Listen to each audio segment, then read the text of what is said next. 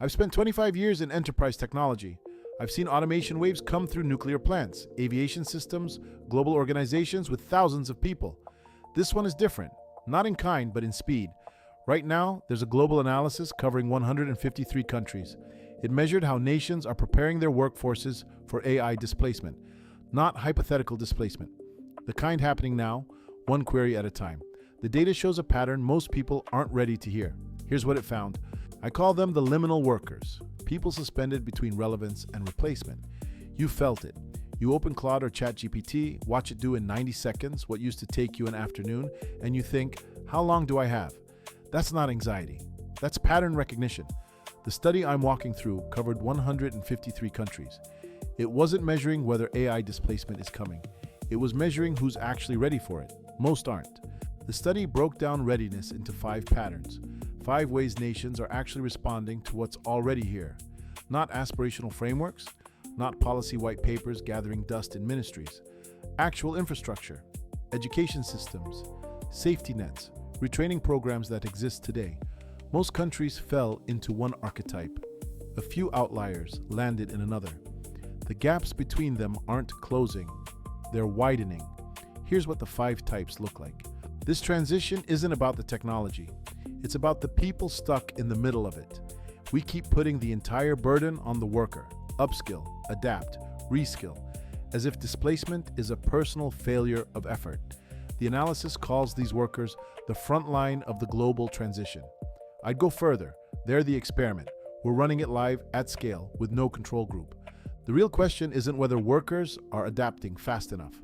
It's whether nations and institutions are supporting them at all. Most aren't. The second part of the study measured that support, country by country.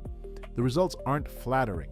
The researchers didn't group countries by vibes or proximity to Geneva. They used 3 hard dimensions. First, perpetual adaptability, education quality, digital skills infrastructure, and whether your labor market can actually flex when an entire profession evaporates. Second, human-centric capabilities, not coding, creativity, critical thinking, emotional intelligence, the things we kept saying machines would never touch, right up until they did. Third, ethical and societal engagement, governance frameworks, regulatory structures, and whether a country's population has any say in how AI gets rolled out, or whether it just happens to them. The methodology found 5 distinct patterns, 5 archetypes. Countries clustered cleanly. The distance between the top cluster and the bottom one isn't a gap you close with a training program, it's structural. Here's what those 5 groups actually look like. First up, the balanced pioneers. Think Nordic countries, Germany, Singapore.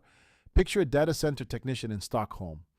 Her monitoring tasks get automated, but instead of a pink slip, she gets a government-funded reskilling course.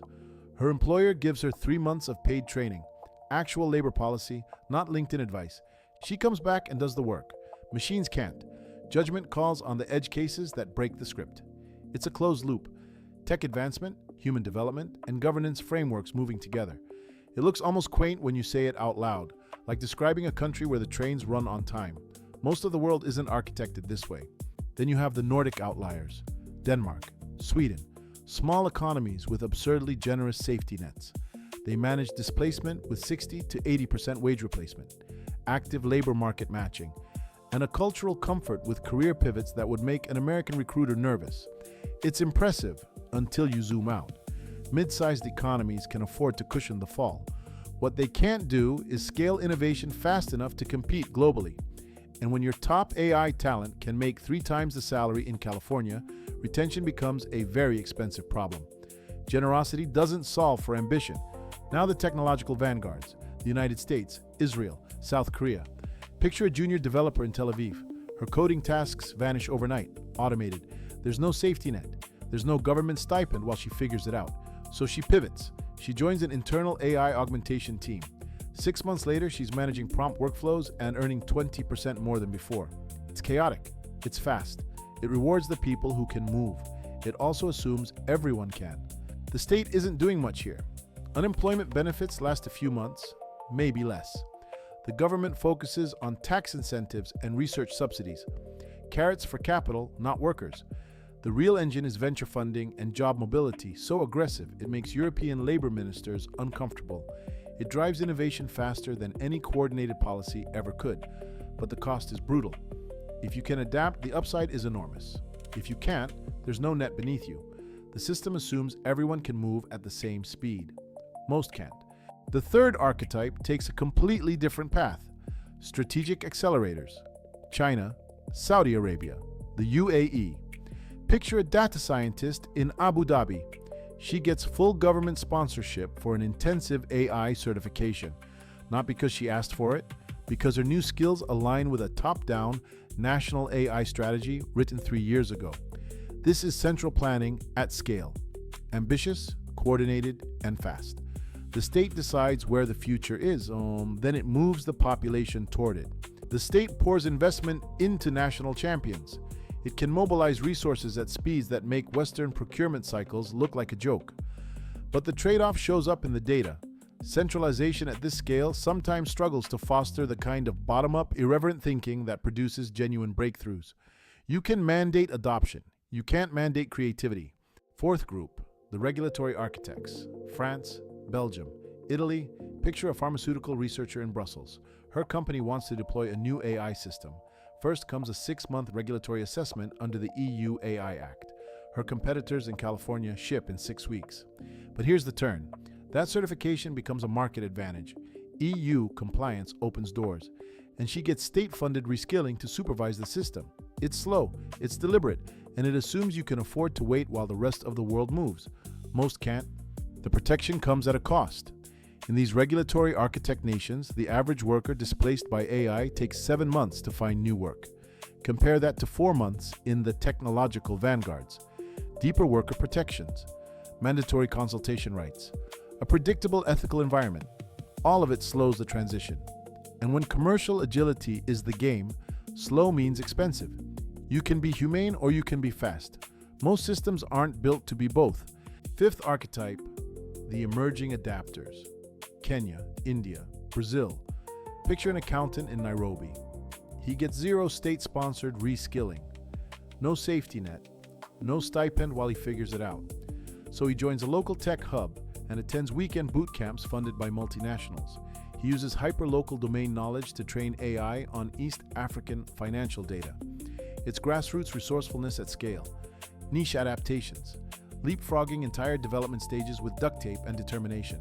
The state isn't leading this. It's just not getting in the way. But here's the problem nobody wants to name. Look at India's digital inclusion score, 0.68.